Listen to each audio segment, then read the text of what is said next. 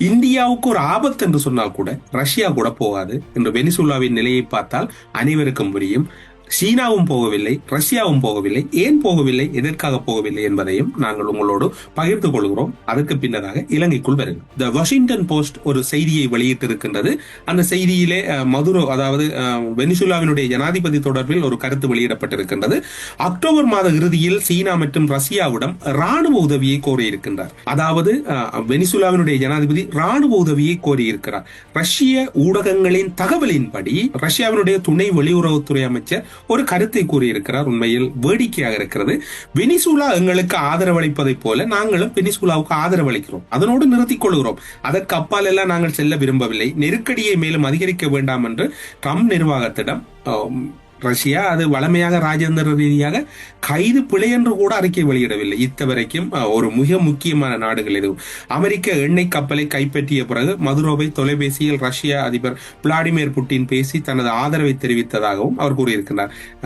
ஒரு கப்பல் ஒன்று பிடிபட்டது. அந்த கப்பல் பிடிபட்ட பிறகு ரஷ்ய ஜனாதிபதி வளமை போன்று தொலைபேசி வழியாக கதைத்ததாகவும், இதுவரை ரஷ்யா எந்த வகையான உத்தரவாதங்களையும் வழங்கவில்லை. அவர் ராணுவத்தை தாங்கதாங்கன்றார். அது தொடர்பில் எல்லாம் விளாடிமிர் புட்டின் அவர்கள் கதைக்கவில்லை.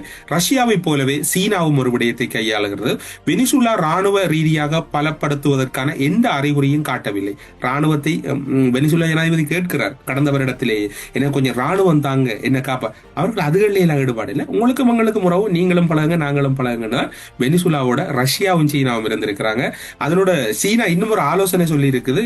என்னன்னு சொன்னால், வெளியுறவுத்துறையில தலையீடுன்றது இன்னும் ஒரு நாட்டில் தலையீடு கூடாது, நிதானமாக செயற்படுமாறு ஆலோசனை கூறியிருக்கு வெனிசுலா ஜனாதிபதிக்கு.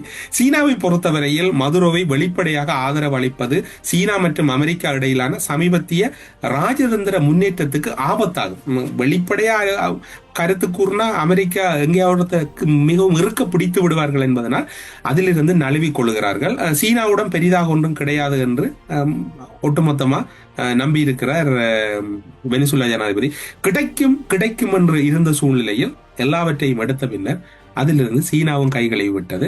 ட்ரம்ப் ஒரு விடயத்தை செய்தவர், அதாவது அந்த வரி விதித்ததில் சீனாவுக்கான வரி விதித்தது இன்று வரைக்கும் சீனா அதனை வெளிப்படையாக கூறவில்லை. சீனாவுக்கு ஒரு பெரும் பதட்டத்தோடு தான் அது பயணம் போய்கொண்டிருக்கின்றது. அக்டோபர் மாத இறுதியில் கடந்த வருடம் சீனா மற்றும் அமெரிக்க ஜனாதிபதிக்கு இடையிலான சந்திப்புகள் பற்றி பல வழிகள் திறக்கலாம் என்று கூறப்பட்டது. எந்த ஒரு வழியும் திறக்கவில்லை என்பது மட்டும்தான் இங்கு இருக்கக்கூடிய மிக முக்கியமான செய்தி.